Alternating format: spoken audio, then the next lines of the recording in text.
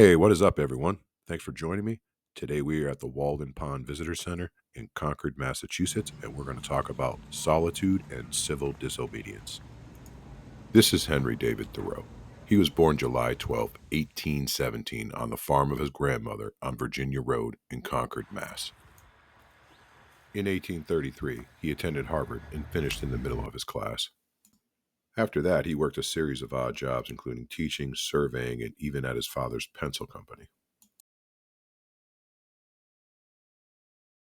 Some of the surveying he did in Concord still holds up today, as we can see by this memorial right here. One of the other odd jobs that Thoreau did was handyman for the man who owned this home, which is not too far from where we just were. The owner of the home was the writer of the book Nature and the father of the Transcendentalist movement, or the New England philosophy. Consistent with Transcendentalism beliefs, Emerson convinced Thoreau to build a cottage on a small plot of land that he had owned near Walden Pond. For $28.12, Thoreau then built a 10 by 15 cottage on that small plot of land, where he lived for 2 years, 2 months, and 2 days between 1845 and 1847 while writing the book Walden. This is a replica of the cottage. In the 1940s, Roland Wells Robinson, a self-taught historian, discovered the original site of the cabin. Let's see if we can go find it and recreate it correctly. To get to the pond from the visitor center, you do have to cross the road and go down the steep path. Thoreau did this not to be a hermit, but in his own words, "I wanted to live deep and suck out all of the marrow of life." And contrary to popular belief, he did not move way out into the forest, as you can see from this historical map. He was just a couple miles outside of town. This is the deepest body of fresh water in Massachusetts at 102 feet. Thoreau measured this by drilling a hole in the ice during the winter and then dropping down a weighted line which he had marked off at 10-foot intervals. As Thoreau said in his essay, Walking, "I think that each town should have a park, or rather a primitive forest, of 500 or 1,000 acres, where a stick should never be cut for fuel, a common possession forever." I'm not too sure he would have appreciated this, as he only referred to it as a house, cabin, hermitage, and a dwelling, never a hut. Thoreau didn't spend much time in this section of the pond that we just came from, and you can see why as we go through this section of the trail. It's carved into the ground here. It was not like that in his days. This would have been very difficult for him to traverse.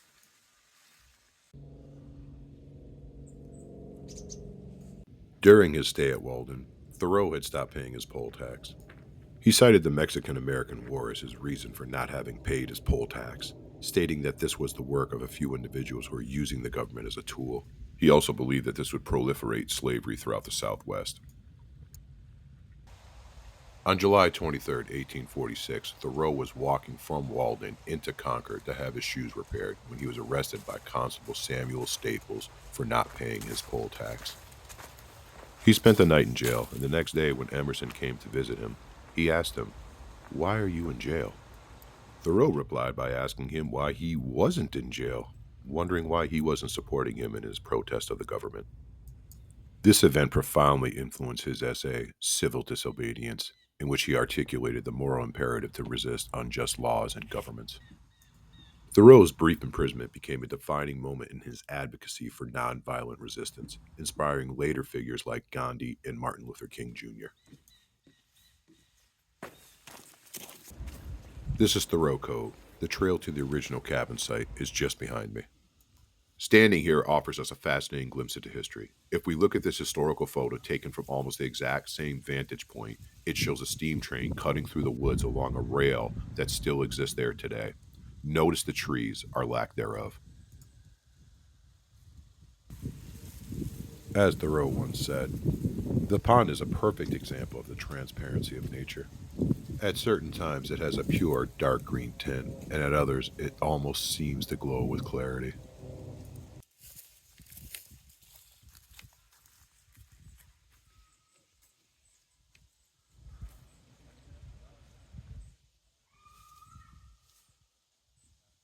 For Thoreau, the train was a symbol of the rapid industrialization reshaping America, a force of connections and convenience, but one that came at a cost to the natural world. Thoreau said a train ride to Fitchburg is 30 miles and the fare is 9 cents, which is a day's wages. He claimed to be able to make the same walk in less than a day, thus avoiding the expensive fare and the hard work it would have taken to earn it. He felt this was an example of living deliberately. As we walk towards the original house site, I want you to think about what it meant for Thoreau to strip life down to its bare essentials, to live close to nature and discover truly what mattered, as these were pillars of Emerson's Transcendentalism philosophy. And here we are, the site where the small cabin once stood. Imagine this place nearly 200 years ago, a simple structure, surrounded by nature, yet was the birthplace for some of the most enduring ideas in American philosophy. I went to the woods because I wished to live deliberately, to front only the essential facts of life, and see if I could not learn what it had to teach, and not, when I came to die, discover that I had not lived. This simple rock pile beside the cabin has become a timeless tribute to Thoreau's legacy, connecting generations of visitors who have come here to honor his vision. I picked this up on Cape Cod this past summer. Thoreau wrote extensively about Cape Cod. Now, at least for a moment, let's enter Thoreau's world.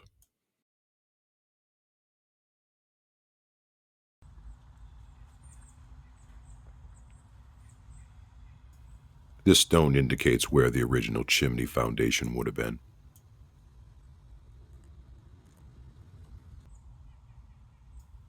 Which would have looked like this.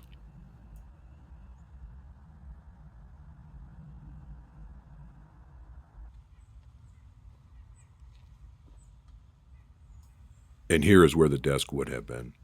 Imagine sitting here writing as the sun came up over the pond.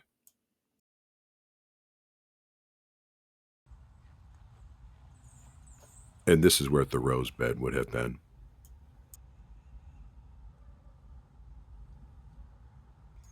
Inside Thoreau's cabin, the furnishings were as minimal as the structure itself.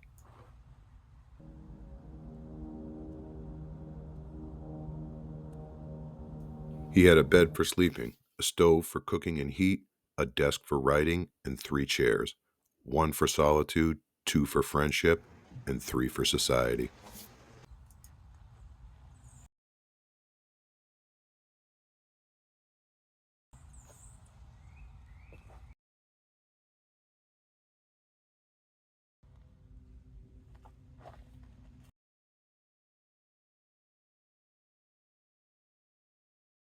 When Thoreau left his cabin at Walden, he stated, "I left the woods for as good as a reason as I went there. Perhaps it seemed that I had several more lives to live and could not spare any more time for that one." Henry died at the age of 44 from consumption, which is now known today as tuberculosis, and he is buried here in Sleepy Hollow Cemetery on Author's Ridge, with other literary greats, including friend of the Transcendentalist, Nathaniel Hawthorne, who we've spoken about before on this channel, Bronson Alcott, who was a Transcendentalist, Bronson's daughter, Louisa May Alcott, who was inspired by the Transcendentalist, and the father of Transcendentalism himself, Ralph Waldo Emerson, who upon Thoreau's death stated, "The country knows not yet, or in the least part, how great a son it has lost."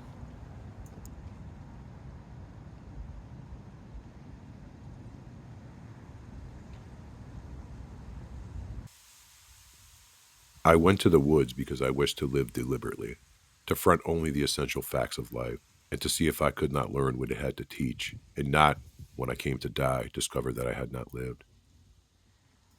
Rest in peace, Henry. As we leave Walden Pond, it's clear that Thoreau's ideas were far ahead of his time. He was a pioneer of conservation and ecology before they were words, a minimalist who proved that a simple, purposeful life could be fulfilling, and his nonviolent protest against injustice inspired the global philosophy of civil disobedience. Thoreau's life reminds us that even a single individual living deliberately and standing firm by their convictions can change the course of history. Thanks for joining me, and see you next time.